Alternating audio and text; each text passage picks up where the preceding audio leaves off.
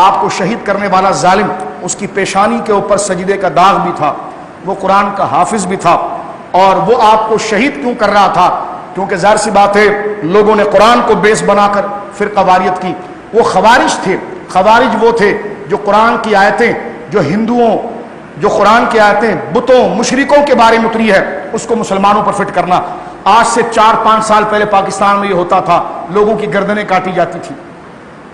مسجدوں میں دھماکے ہوتے تھے اور قرآن کی آیت پڑھی جاتی تھی۔ انہوں نے یا غوث کہا یہ مشرک ہیں، ان کو مار دو، یا رسول اللہ کہا مار دو، پڑھتا وہ قرآن تھا۔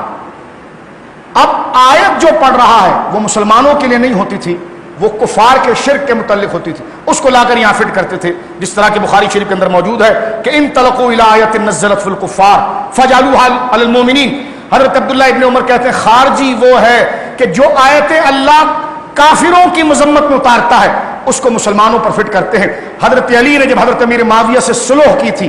صلح کرنے کے لیے جو آپ نے حاکم بھیجے تھے، تو خارجیوں نے کہا ان الحکم الا للہ،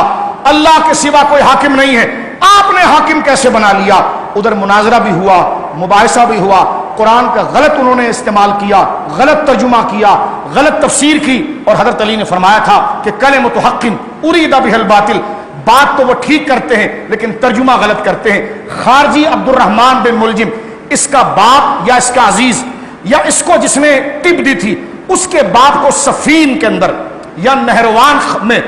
نہروان جو خارجیوں کے ساتھ جنگ مولا مرتضیٰ کی تھی، اس میں حضرت علی نے جس بندے کو مارا تھا اس کی بیٹی نے عبد الرحمن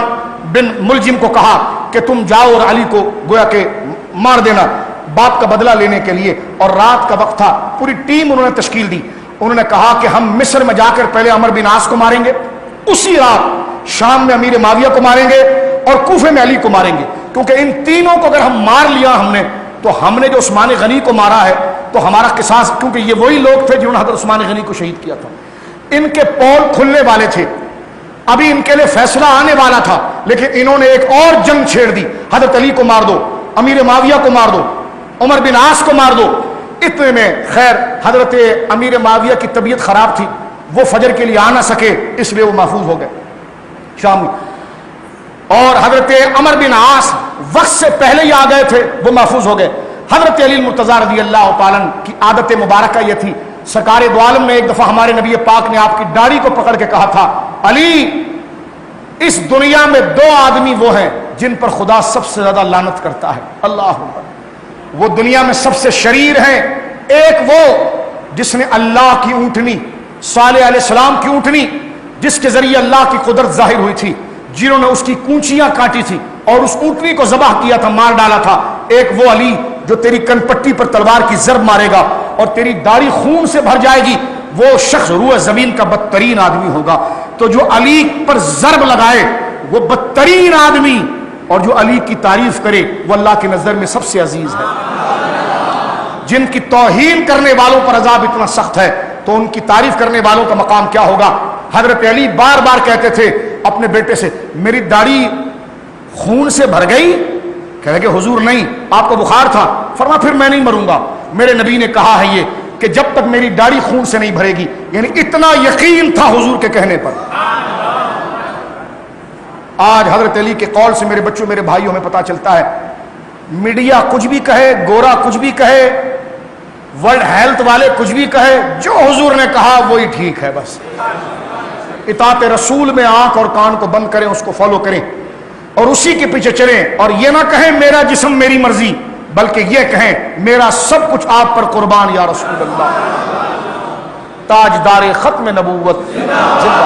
میرا سب کچھ آپ پر قربان یا رسول اللہ۔ حضرت علی فجر کی نماز کے لیے آ رہے تھے، جب آپ آ رہے تھے تو ابن ملجم نے ایک تلوار جو کئی دن اس نے زہر کے اندر بھگو کر رکھی تھی اور وہ تلوار انتہائی زہریلی تھی، حضرت علی مرتضیٰ لوگوں کو اٹھا رہے تھے نماز کے لیے، فجر کے لیے، اٹھو نماز کے لیے، اٹھو نماز کے لیے۔ وہ بدبخت حضرت علی، ظاہر سی بات ہے 62-63 سال آپ کی عمر شریف تھی، بدن پر نکاحت بھی بہت آ گئی تھی، کیونکہ اتنا یہ ایک بہت بڑی تقریر کبھی آپ پڑھیے گا، اتنا مظلوم خلیفہ کائنات میں نہیں آیا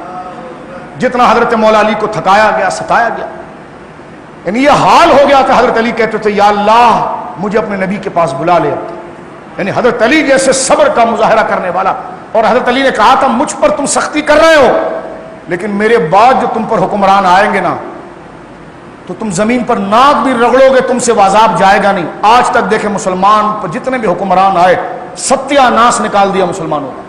تو حضرت علی اور عثمان غنی کی جو امت نے ناشکری کی اور ان کی توہین کی ہے نا، یہ اس کا عذاب قیامت تک امت بھوگتے گی۔ حضرت علی جب آگے آئے لوگوں کو جگاتے ہوئے، وہ ابن ملجم، وہ ملعون، خدا کی لعنت ہو اس پر کہ وہ آگے بڑھا اور اس نے حضرت علی پر ضرب ماری۔